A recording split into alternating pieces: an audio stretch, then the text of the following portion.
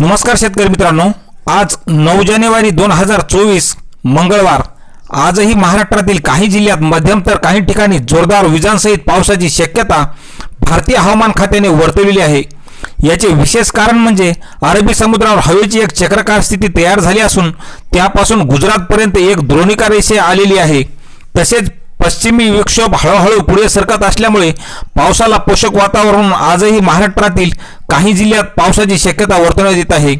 प्रामुख्याने यामधील धुळे, नंदुरबार, जळगाव, नाशिक, छत्रपती संभाजीनगर, पुणे या जिल्ह्यात मध्यम तर काही ठिकाणी हलक्या पावसाची शक्यता भारतीय हवामान विभागाने वर्तवलेली असून कोकणातील रायगड, रत्नागिरी, सिंधुदुर्ग तसेच विदर्भातील अमरावती, नागपूर, भंडारा या जिल्ह्यात तुरळक ठिकाणी मेघगर्जनेसह मध्यम पावसाची शक्यता भारतीय हवामान खात्याने वर्तवलेली आहे।